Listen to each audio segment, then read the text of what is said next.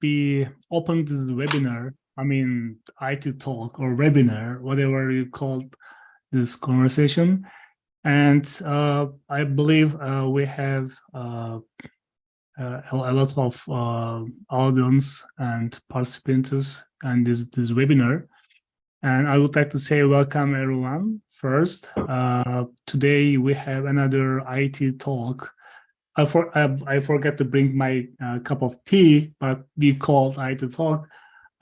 So today we're gonna discuss about product owner and what's the responsibility, how can be how the demand on product owner in the IT world. And so we have a special guest, and Manas, welcome. And thank you so much for accepting my invitation, first of all. Hi, how's it going? How's today?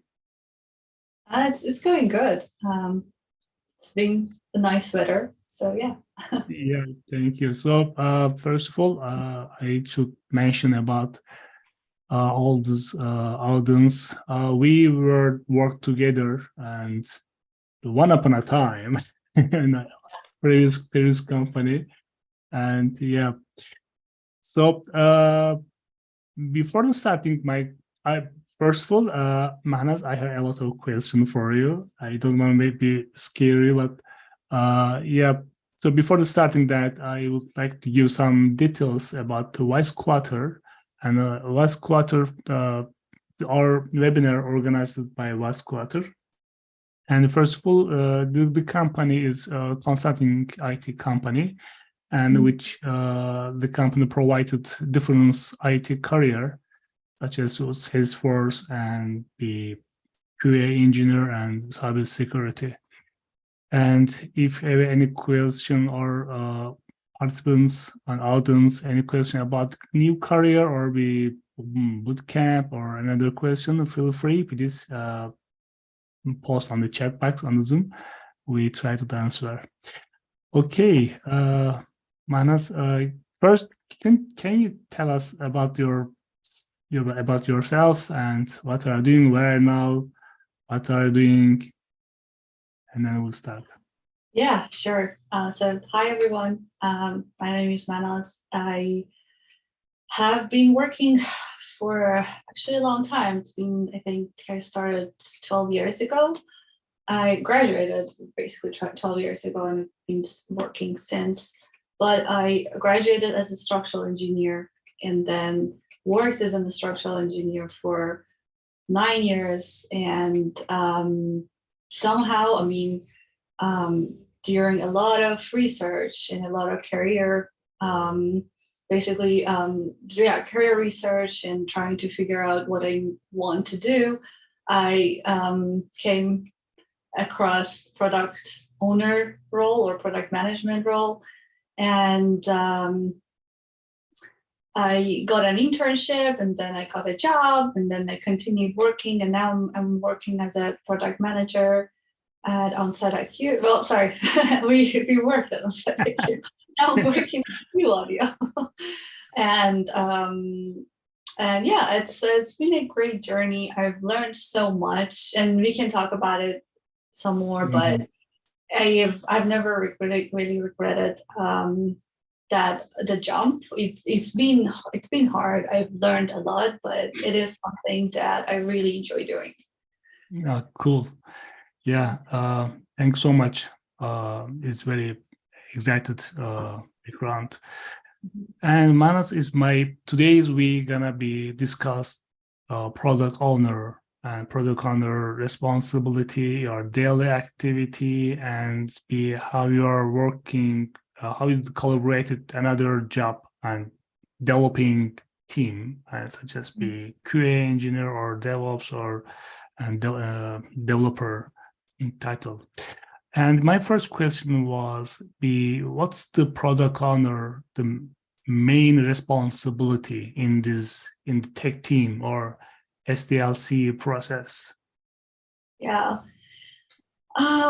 So to me, actually, the responsibility really comes with the name. As a product owner, you own the product, meaning that every part of it, somehow you're responsible for it. You're responsible for what you bring into the table as a problem that you want to be solved, and you're responsible for the solution, and then the product that is sent out to the client. You can have a whole team out there to help you. You can have a team of, well, you will always have developers, but you can have a team of a QA, UI, UX designer, or BA and all that. But there might be a time or working for a very early stage of startup that doesn't have any of those roles in place. And then you are actually somehow responsible for all of those steps yourself too. So as a product owner, I think one of your main roles is to take ownership for the product itself and make sure you know the problem you're solving, you completely you understand all the aspects of it, every part of it, and then you bring it to your team, you introduce the idea, the problem to your team, you ideate it with your team, and then help them build the solution, and then help them QA the solution, test the solution, and make sure you send out something to client that is usable, that is gonna be creating profit for your organization. So the product owner role can be very, it is a very I think important role, and it's a lot of responsibility. But and we can talk more about the day-to-day responsibilities too. But as a whole, this is what it is. Yeah, cool. And yeah, you know, is some of guys they be a little confused. Is be product owner can be technical person or be, you know, business, or, you know, because you are working with this stakeholder and user. How do you feel?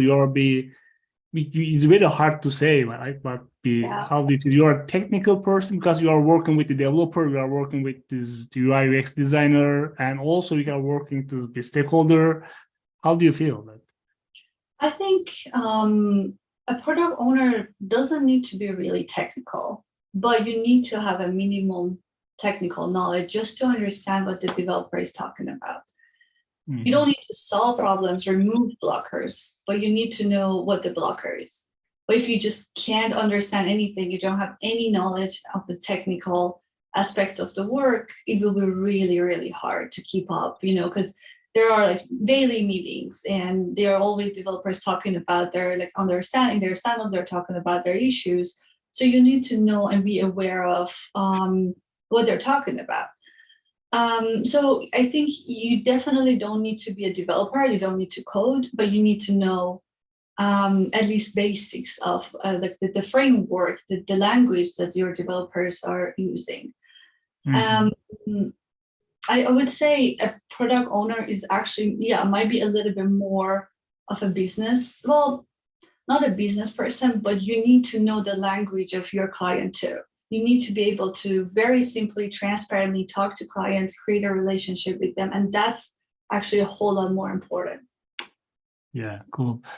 Yeah, it's very, I guess a tough position because you have to manage the both sides. But, you know, I call the product owner kind of bridge to developer and end user, I mean, stakeholder. And how you manage the collaboration with the developers, for example, QA or the full stack developer, and to be, you know, is a product owner, you are represent to stakeholder in the tech team. How do you, maybe which meeting you are organized or set to with the developer, or how you are manage the collaboration with the developer on your process? I think it just really depends on the stage of the work. So let's say if you are in the, product discovery period, where you have been introduced to a problem from your client side, and then you want to, you have figured it out, actually, you know what the problem is, all the aspects of it, and now you want to ideate and kind of find out solutions. I mean, for me, that is just the first stage that I kind of bring in the developers in, and then start working with them, talking, discussing the issues and what I want. Like I kind of transfer the vision that I have for the product to them, and then we kind of discuss as a team, okay, this is what is required, this is what we need, and then we figure out that we come up with solutions, different things that we can do to help solve that problem. And then from that point on, I like as a product owner, I start writing tickets, and then we have this backlog. Basically, I call it just task planning. I know anyone can, they have different names. So we have these task planning meetings, and in that we just kind of the tickets that were required to be done and are prioritized by me. I just introduced them to the developers, and then I asked them to just like ask, for example, who can do which part of the task or which ticket, and then I asked them the amount of work that is needed and all that. So that's really the start of a project or a product. And then during the process, oh,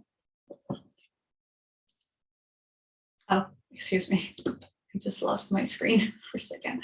So, and then during the process, it's just like now we have all the daily meetings, daily stand-ups. As a product owner, I don't really participate much. I just listen in, and just like I said, if there's an issue, I just need to be aware of. And other than that, this is usually set up demos, and that will be actually more from our stakeholders, like other team members. And I see my relationship with developers really something that is on a day-to-day basis. Like we talk, we discuss things.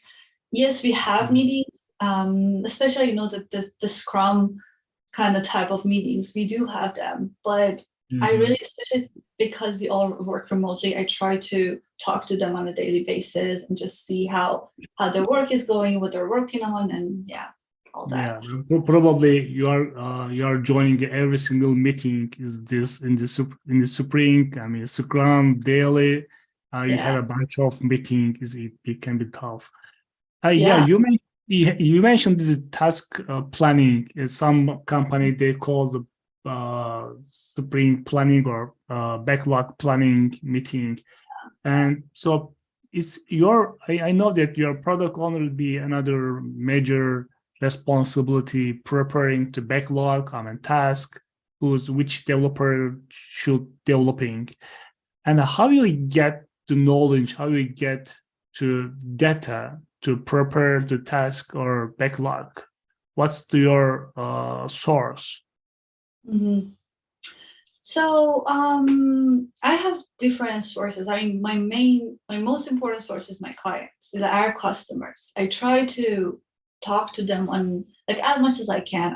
I try to get information from our customer success team, even our salespeople, and see what the issues are, what the problems are. And you always, as you get more familiar and you kind of get involved with the business more and more, you kind of hear things, you hear about the issues, hear about the next steps. And then based off of that, and then hear about the vision. Absolutely, that's the most important part. And then based off of that, you created roadmap. That roadmap is something that is actually, that's another very important part of backlog prioritization. You need to have a roadmap. You need to stick to it. And then based off of that, you can you can prioritize your tasks. Because at any point, you might have 5 or 6 different features that you want to work on, and then all the bugs, all the technical tasks. So it all comes down to what what goes per your roadmap and what matches with the roadmap most. And to create that roadmap, then that's when you need all the client input, all your stakeholders, internal stakeholders input, what the company's vision is, and what's going to create what the company is going towards, basically. Yeah, so I have another interesting question, Manas. Yeah, your product owner be the last person who decided the feature is completed. When you say done. And have you ever faced the conflicted stakeholder or customer when all the developing process was gone smoothly, everything fine, this be tech team or depending, or you decided, okay, this job is be okay, fine, done. Let's push or be released. And then you ever had the problem the stakeholder? What was that? What's your developing process like that? Do you any big problem or conflict with the stakeholder? Any You mean experience do you have? internal stakeholder or yeah, like our clients? Oh yeah, good question. Internal or the client as well. Any Yeah, both is okay. If gotcha. you had. Yeah, I would say I think internal. Yeah, I mean, absolutely, it happens. It definitely happens a lot. One of Mm, the one of the hard things that is part of the product owner responsibility is that you need to make sure you get everyone on board. mm, And it can be, I actually had that issue a while back while I was working on a new product that I couldn't convince one of our salespeople that this is mm, like what we are building is actually good, is per client feedback. And trust me, like I spent all the time I could. And that's something you shouldn't give up on because you need to make sure that you can get everyone on board, especially people that are like the person that is selling it needs to love the idea, needs to actually like be confident in what they're selling in. So it's very important to try to get them on board and just spend time, mm, spend as much time as possible, reason with them. You can't be impatient. You have to be really patient. And but then I mean, at some point, you just kind of can take a step back and just ask them for some time so that you can give them the final product. Just sometimes they need to trust you. On the client side, I think what I've noticed a lot is that clients might be unhappy when you give them a product that is not really like that has a lot of bugs, that is not like, on the technical side, it hasn't been, it doesn't have the quality they want. And that's the mm, time that they get really unhappy, they get frustrated. But other than that, usually when you just introduce a new idea to them, as long as it's not too complicated, as long as it's kind of easy enough to understand, and it's something that, at least is nothing is perfect, but at least it works, doesn't have a huge bug or, something that is just breaking all the time. I haven't had a situation that they will be, a client would be unhappy with one of our features or solutions. yeah, I know that every release process be stressful and for everyone, not just be product owner, not be Uh, QA, for everyone be cross yeah, finger, be everything be going fine. Yeah.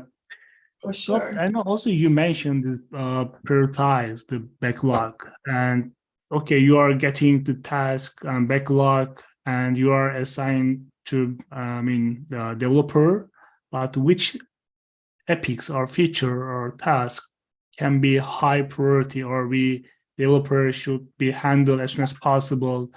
What's your criteria to changing prioritizing this task? Mhm. Like I said, I think I really try to prioritize based on the roadmap. But like I say, because usually creating new features, usually the priority stays at least like the same. You were supposed to build like a new feature, it still stays the same unless a bug or a very critical bug comes in. Mhm. Um, I mean, there has been times that we kind of changed path too, but really rarely. Like the most important things that actually changed our path for example, during a sprint has been when we had a bug. And the way I do it is that if a bug is really stopping the client from doing their job, let's fix it right now. But I mean, there are bugs that we can kind of say, okay, it's something that we can kind of probably do the next sprint. And we will have one sprint that will just take care of all the issues we have. But but usually I try not to change the scope of work of each sprint or each week that we've basically planned. Mhm. Um, but let's say if we have a feature that we were building and now we are deciding to change course, and I've actually that I have had to. It really happens when you are lacking resources, right? You lack resources, and then something comes in, and usually when it comes in, it comes in from like someone like your CEO, someone is like higher up in the company. They want something that is they need it to be built right away, and that sometimes change your course, your path, and then you might just stop building what you're building, and then create something else. I would say it's really not ideal, but I think it happens. And sometimes, it's unfortunate, but I think that's what it is, especially in a startup, Yeah, I can imagine it. Yeah. Oh, yeah. So, in our IT field, I recommended be all my friends who concerned making second career or new career to be involved, engage the IT job. But is we have another challenging side in IT field, and technology is be sharp, be changing, updating day to day is very quick. And I know, for example, I work when landed the job first time. I used the Selenium and then be a Cerberus, and now I'm using a different testing tool. It'd be very tough to ask this one, but which tool application you are using? I mean, for example, if somebody want to become a product owner, which tool, which application they should know to become or be working as a product owner? True. I think Jira is one of the ones that is really Jira. The first Jira, yeah. Yeah, Jira with Confluence and all the Atlassian basically made products. As a product owner, you really need to. Honestly, I think even Excel can do the job, because you just need to make sure you create a backlog, you create a proper backlog, write great user stories, and are able to follow up. So you can do it in Excel, you can do it anywhere. But it's really good to know Jira. That is helpful. Jira is used a lot. Actually, in my current company, we are using DevOps boards, which is very close to. It's like a Microsoft version of Jira, basically very close to Jira. So as long as you know one of them, you can probably work with any of them in the future. I think there's another one called Notion. So there are like multiple products that you can use for basically your prioritizing your work. Another sort of like type of products that I think are going to be helpful is any analytical tool, like Google Analytics, or we had Pendo, if you remember, at some point. Yeah. So anything that you can kind of use to get data out of, and then you do your analysis, get more information about client, but analytical information can be very helpful too. Yeah. And it'd be as you know, I'm working as a QA engineer, and my most audience could be QA, or be interesting to be QA or working as a QA. So I would like to ask some QA perspective question. But please don't judge to me. Okay, when we are working. Don't give the example from our previous company about me. You are a great QA person. Thank you.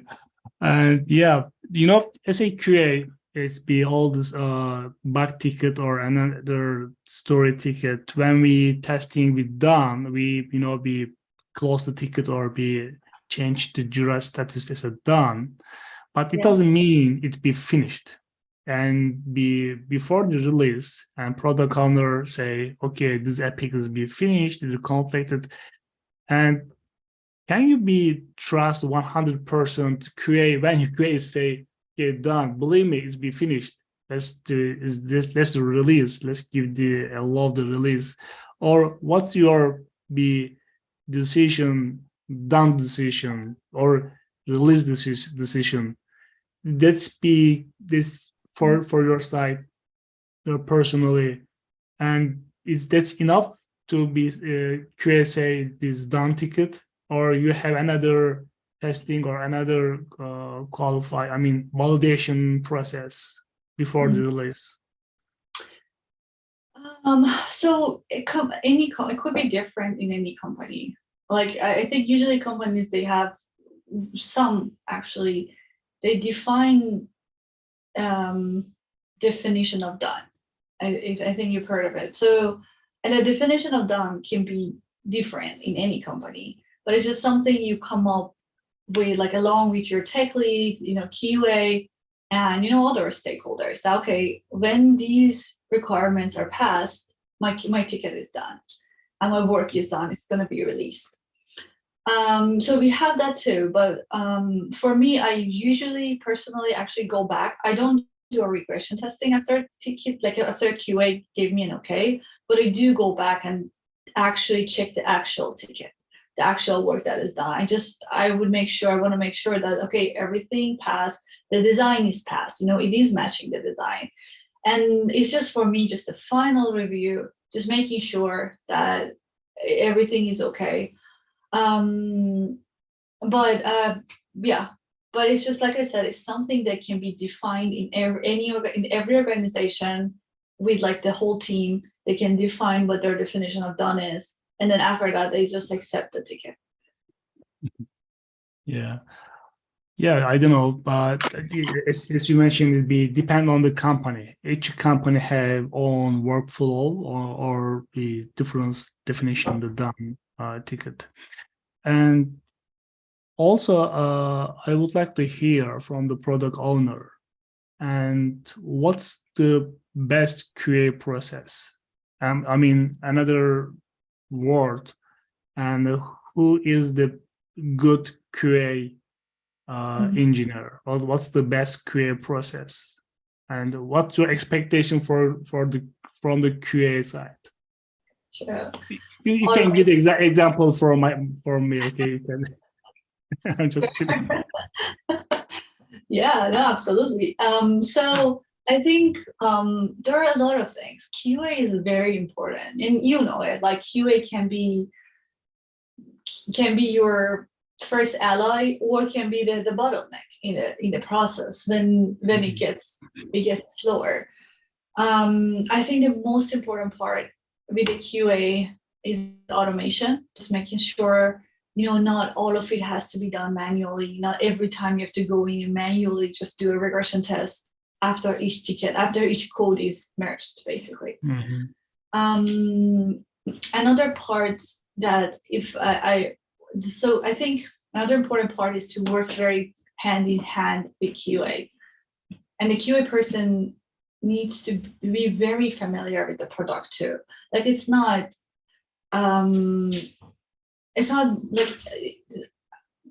my responsibility or the developer's responsibility only to know every part of the product.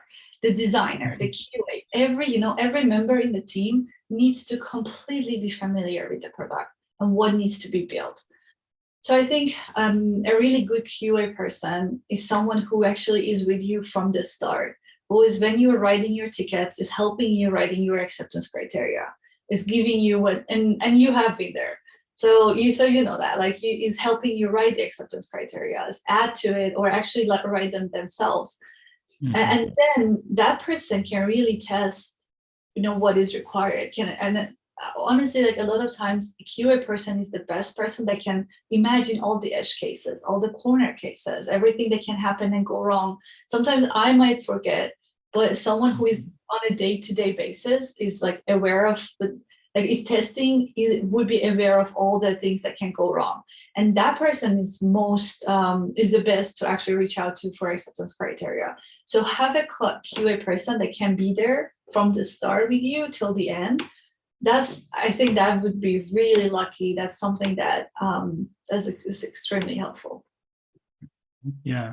Also, I was very happy to working with you as a product owner, Manas. And also, I will always be supporting to QA process. And yeah, Manas, I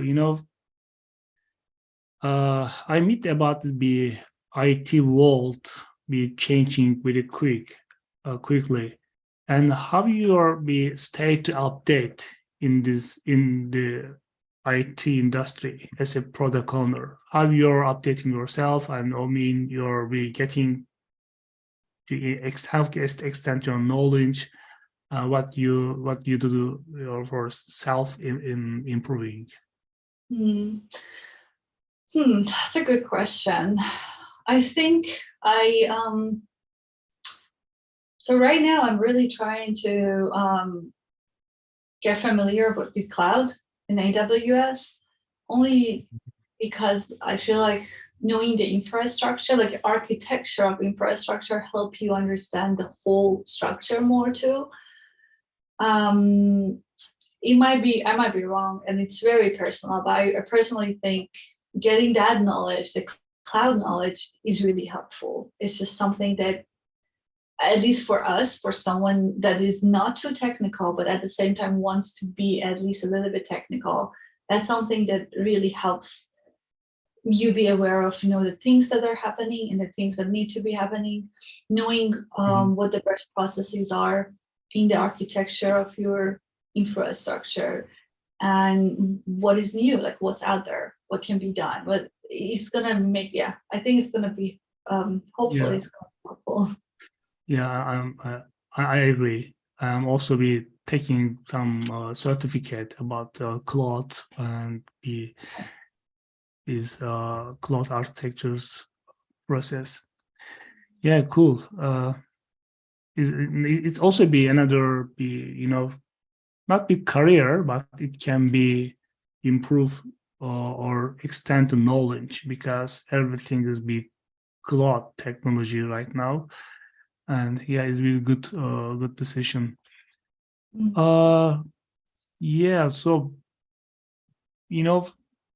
maybe if, for example, let's assume I want to become a product owner, and what's your suggestion to me, and how can I start this career path to become a product owner? Well, first I would ask you if you're comfortable with being in meetings and calls 50 to 60% of your time. It's important. Like as a product owner, you need to be able to really spend a lot of time talking, a lot of time trying to presenting to other people, selling ideas, and you need to be comfortable with that. You need to make sure you can It's not my type. Okay, I changed my mind.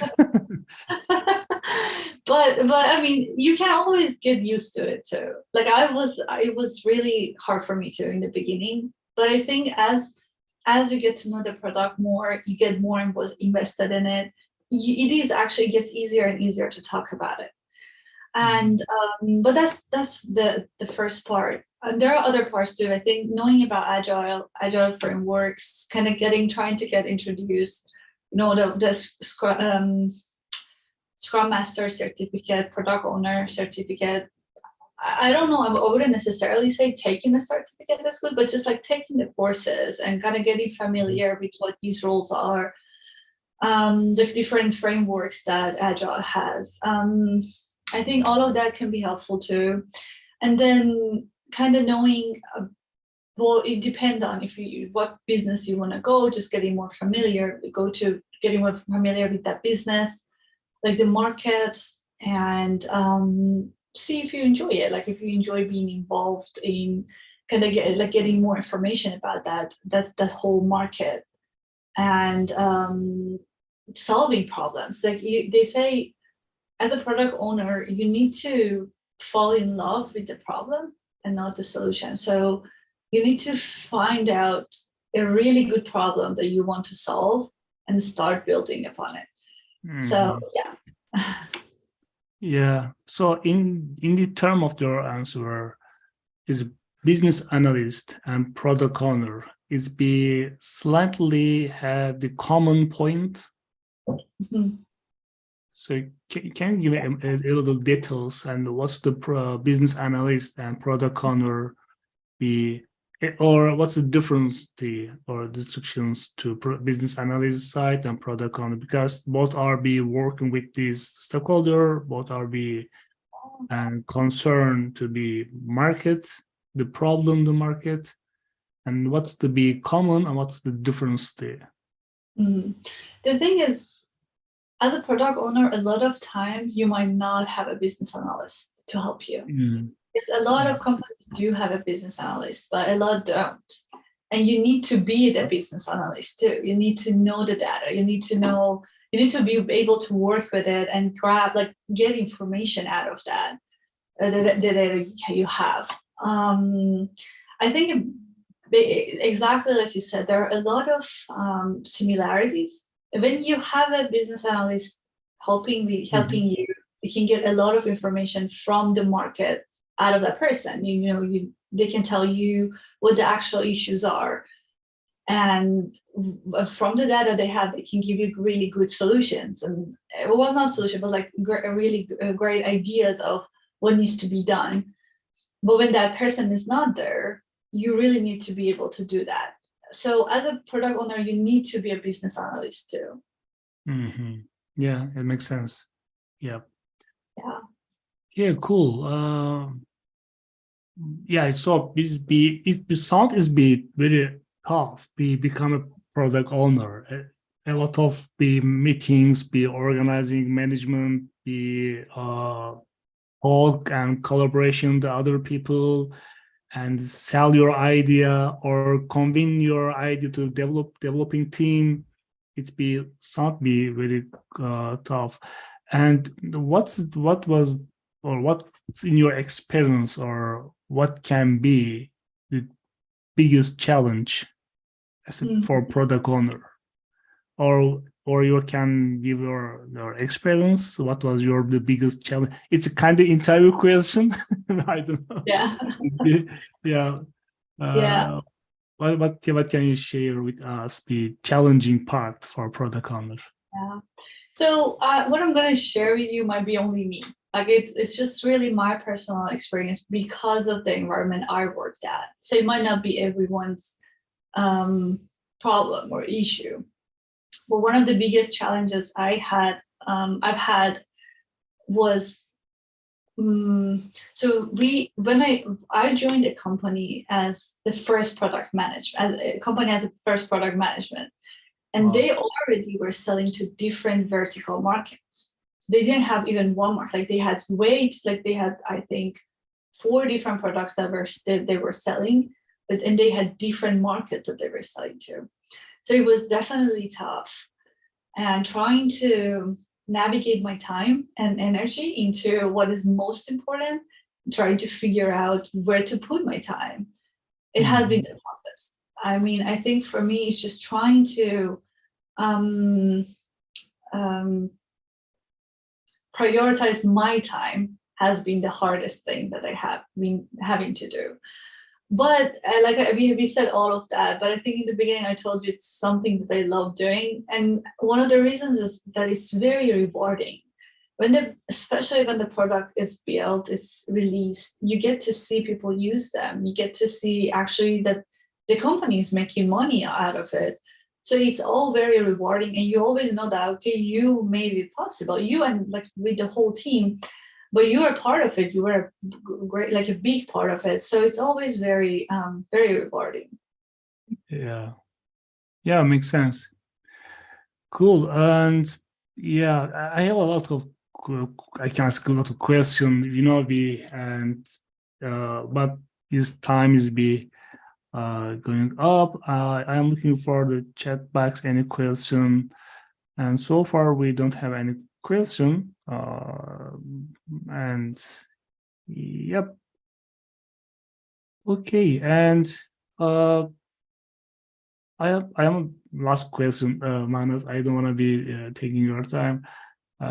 So, what's your suggestion to and who it be product owner? It can be a good career path who involved the first time in the IT. So any guys can start as a product owner in the IT world, IT job, or they have to be, first another step career path, and then after they can jump to product owner. What your suggestion for the new starting career in the IT world? I mean, I think it might be easier to start as a developer, only because it's easier to transfer to like a different role when you are part of an organization. But that's the only reason. As a product owner, maybe finding a job, like let's say that finding a job is not a concern. In that case, really what you need to do is like what I told you, like being very comfortable with a lot of communication, being able to be very transparent, and being able to really spend a lot of time talking to others. And then also being familiar with Agile, having that little bit of technical knowledge that helps you understand both languages, like the language of development team and the language of your client. So I think that's what is needed to be a product owner.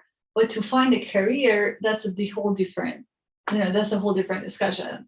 With that, I would say, yeah, it might be easier to start as a developer, as another role, and then transfer to product owner role. Yes, well, I personally recommend it. I would recommend that the starting as a QA. After that, if your behavioral side is matched to product owner and responsibility, they can jump to as a product owner. But yeah, it's starting as a QA. It's pretty much easy than other IT field. Yeah, thank you so much, Manas. I'm really happy to see you again after a long time. And yeah, you shared a very good knowledge, experience. Personally, I learned a lot of things. I hope it's be helpful for other guys. And yeah, thank you so much for sharing your time. Absolutely. Thank you. It was great seeing you again, and I hope it was helpful for everyone. Yeah, absolutely. Okay, Manas, thank you so much for taking this IT talk, and thank you for everyone joining this webinar. Take care. See you next time. Take care. Bye.